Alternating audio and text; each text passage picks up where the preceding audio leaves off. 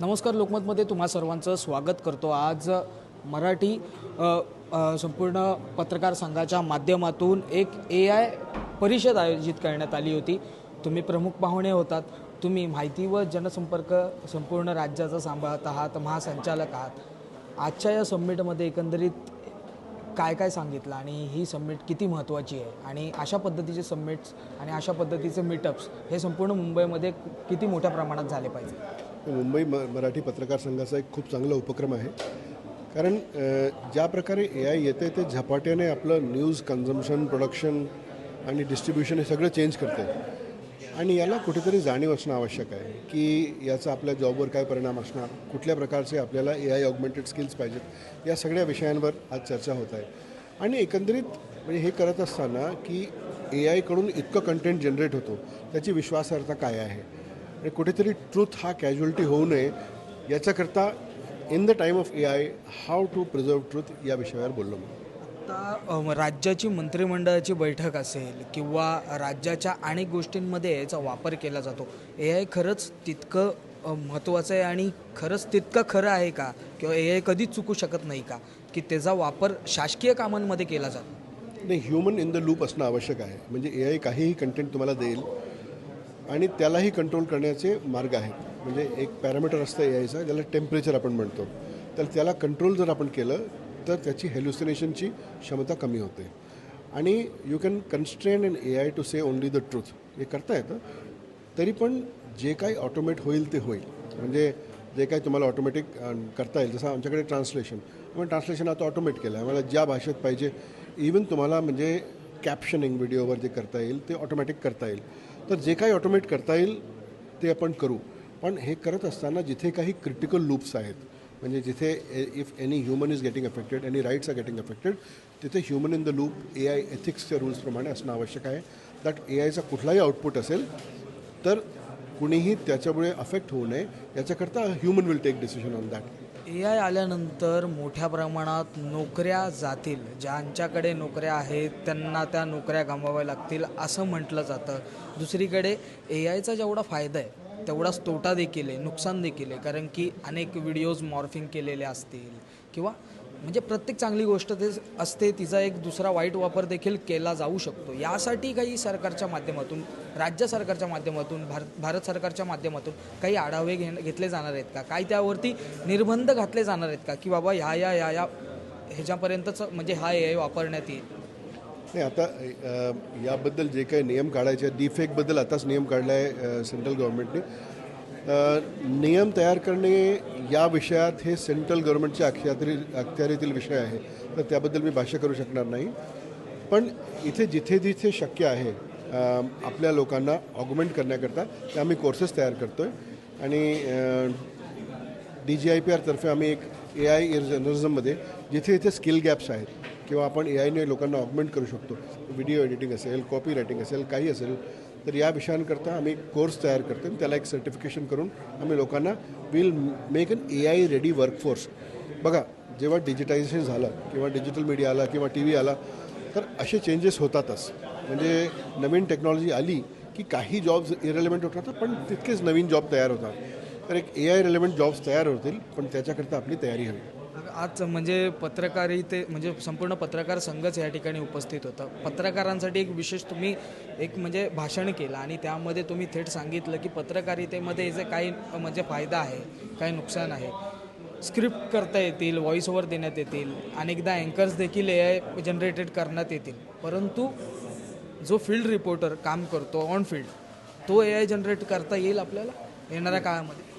काही स्किल्स जे ऑटोमेट करता येतात, म्हणजे समजा क्रिकेट कमेंट्री आहे किंवा विश्लेषण आहे, फायनान्शियल रिपोर्टिंग आहे, बरोबर आहे, वेदर रिपोर्टिंग आहे, हे सगळं तुम्हाला ऑटोमेट करता येईल. पण जे फील्डवरचं ॲक्च्युअल इन्व्हेस्टिगेशन आहे, रिपोर्टिंग आहे, ह्युमन सोर्सेस आहे, ट्रस्ट बिल्ड करणं आहे, अंडरस्टँडिंग आहे, हे सगळं कोणी रिप्लेस करू शकत नाही आणि ते कुठलाही AI ते कधीही रिप्लेस करू शकणार नाही. सर, एक शेवटचा प्रश्न. ज्या पद्धतीने म्हणजे फार पूर्वी तर फेसबुक आणि म्हणजे आता जसं सगळ्यांनी सांगितलं, फेसबुक नव्हतं, गुगल नव्हतं, त्याच्यानंतर यूट्यूब नव्हतं. हे हळूहळू ज्या पद्धतीने वाढत गेलं आणि त्यानंतर लोकांना समजायला लागलं की ह्या गोष्टी फ्री आहेत वापरण्यासाठी, ह्यासाठी कुठली फी लागत नाही आहे. परंतु AI जेव्हा वापरण्यासाठी जातो एखादा सामान्य माणूस, तेव्हा एक सबस्क्रिप्शन येतं किंवा अनेक बंधनं येतात की बाबा तुम्ही फक्त ट्रान्सलेट करू शकता, इथून ती ही माहिती काढू शकता. परंतु जर तुम्हाला व्हिडिओ क्रिएट करायचा असेल तर तुम्हाला सबस्क्रिप्शन लागेल किंवा इतर काही गोष्टी. जर AI जास्त एक्सप्लोअर करायचं असेल तर ते सबस्क्रिप्शन फ्री असणं हे किती गरजेचं आहे. आणि जर ते सबस्क्रिप्शन फ्री झालं तर ते जास्त एक्सप्लोअर केलं जाईल आणि ते लवकरात लवकर ह्या देशाच्या जनतेपर्यंत पोहोचेल असं वाटतं आपल्याला. There is no free lunch in the world. म्हणजे पूर्वी जेव्हा फेसबुक वगैरे फ्री होतं तेव्हा फ्री नव्हता. They were using your data. म्हणजे जिथे कुठे if there is something free you are the product, you are being sold. तर कुठे ना कुठे त्याची म्हणजे व्हॉट्सॲप इतकं तुम्हाला फ्रीमध्ये जे देतं ते फ्री असतं का? त्याला पैसे लागतात, बिलियन्स ऑफ डॉलर्स लागतात. पण ते कुठे ना कुठे तरी जनरेट होतात ना.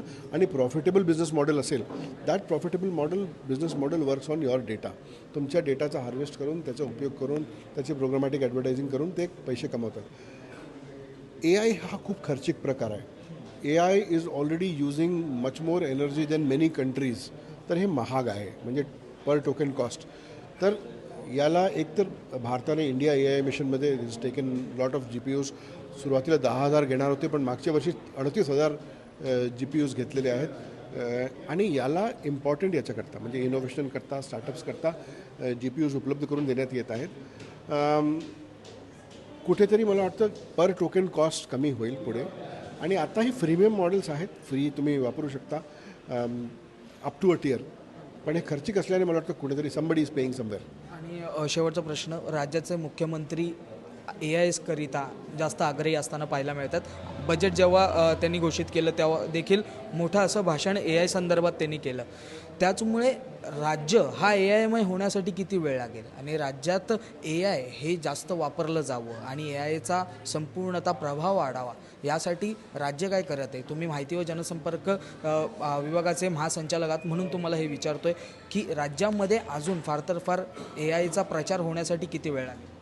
नाही बघा, एकतर एक चांगली खूप गोष्ट आहे की आपल्या राज्याचे जे मुख्यमंत्री आहेत ते खूप टेक सॅव्ही आहेत. म्हणजे त्यांना टेक्नॉलॉजी कळते आणि त्याचे ॲप्लिकेशन्स कळतात, त्यांना चांगला एक्सपोजर आहे. तर प्रत्येक बाबीमध्ये तुम्ही बघा, ॲग्रीमध्ये संपूर्ण त्यांनी AIची पॉलिसी आणली की म्हणजे सॅटेलाईट पिक्चरचा वापर करून पेस्ट कसं कंट्रोल करायचं किंवा हीट स्ट्रेस किंवा वॉटर स्ट्रेस कुठे जनरेट होत असेल तर त्याप्रमाणे हाऊ टू हेल्प ॲग्रिकल्चर किंवा ॲग्रीस्टॅक असेल त्याचा फार्मर्सना कसा फायदा द्यायचा. असंच या प्रकारे वेगवेगळ्या डिपार्टमेंट्समध्ये AIचं धोरण येत आहे. And we are going to as Maharashtra government आम्ही AIचा उपयोग लोकहिताकरता करणार आहोत. थँक्यू. धन्यवाद सर, आमच्याशी संवाद साधल्याबद्दल. आपल्यासोबत माहिती व जनसंपर्क विभागाचे महासंचालक ब्रिजेश सिंग सर होते.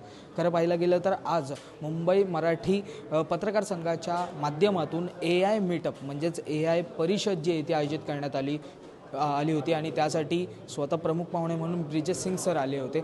ते संपूर्ण राज्याचं माहिती व जनसंपर्क कार्यालय म्हणजे सांभाळतात, हाताळतात. महासंचालक म्हणून ते कार्यरत आहेत. त्याचबरोबर राज्यात म्हणजे AIचा वापर कशा पद्धतीने केला जातो आहे. आत्ता आपण जर पाहिलं क्षेत्राच्या क्षेत्रात देखील हा AIचा वापर केला जातो आहे. परंतु येणाऱ्या काळामध्ये मुख्यमंत्र्यांनी जसं सांगितलं शेती करण्यासाठी देखील AIचा वापर केला जाईल. त्याचबरोबर इतर अनेक गोष्टी आहेत. आता राज्याची मंत्रिमंडळ बैठक होते त्यामध्ये देखील AIचा वापर केला जातो. त्याचबरोबर जी माहिती व जनसंपर्क कार्यालयामधून जी माहिती संपूर्ण देशभरात प्रसारित होते किंवा राज्यात प्रसारित होते ती देखील AIच्या साहाय्याने केली जाते असं थेट म्हणणं त्यांचं आहे.